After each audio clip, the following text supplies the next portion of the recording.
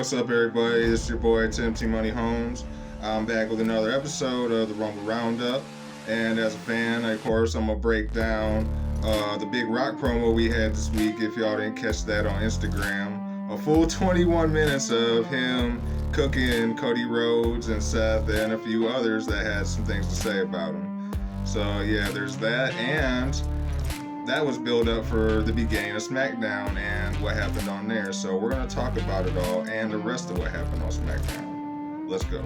So we had The Rock get on Instagram here on March 1st, if y'all didn't catch that, for 20 minutes and basically explain to everybody the reason why he was there, why everything was going the way it was going, how Cody was in the way, of course, and how Seth Rollins and a few others were in the way. And holy shit. What was interesting to me about it was he said it had nothing to do with him being in power, nothing to do with any of the corporate stuff, you know, and then turned around and talked about our Emmanuel and everybody that he was friends with are his corporate friends. So yeah, you're playing like that kind of contradictory to me.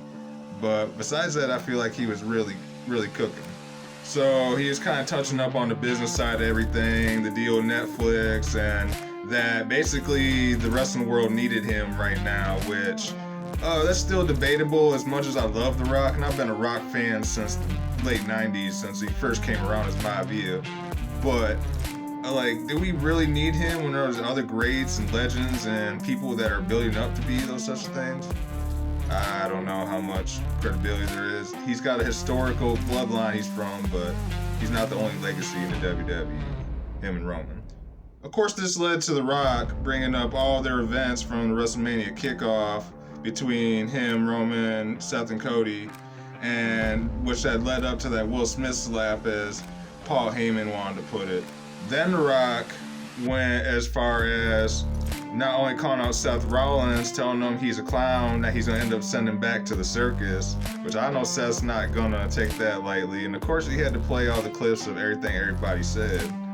And he even brought up the fact that Cody Rhodes was talking smack about High Chief and, you know, everybody's grandfather, but they brought up Dusty first. If y'all remember, they brought up Dusty first. So I don't care what The Rock wants to say, they brought up Dusty first, which caused Cody to say that. You can go look it up. He needs to go watch some of this content before he says stuff, I feel like. I love The Rock, but he needs to go watch some of these videos before he says stuff. And no, I'm not in my mama's basement if he's watching this. It's my own space. So that's all we pretty much got from that, except one more interesting thing. Shout out to the Busted Open podcast with Bully Ray and Dave LaGreca and Mark Henry and everyone that helps with that. The Rock even called out Dave LaGreca from the podcast and SiriusXM Busted Open show. Like, he's not even a wrestler, he's just a fan, but The Rock didn't like what he had to say, apparently, because he knows that's the number one. Basically, Dave LaGreca is like the number one Cody fan right now. But Rock is not having it from him.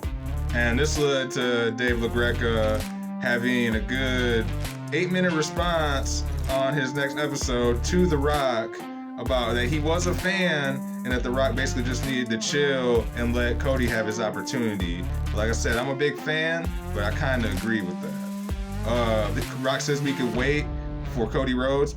We waited long enough for him, so why we had to wait on him any longer? He was supposed to do this 2 years ago with Roman. He waited 2 years because he's too busy worried about football and Terramana and other stuff.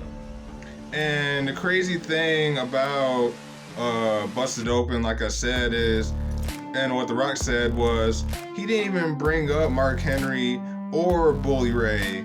You know, they're the two of the most decorated legendary wrestlers of all time. Matter of fact, Mark Henry was in a Nation of Domination with The Rock. How The Rock just gonna forget Mark Henry like that? That's crazy to me. And then Bully Ray or Bubba Ray, who's one of the most decorated tag team champions of all time, the Dudley Boys.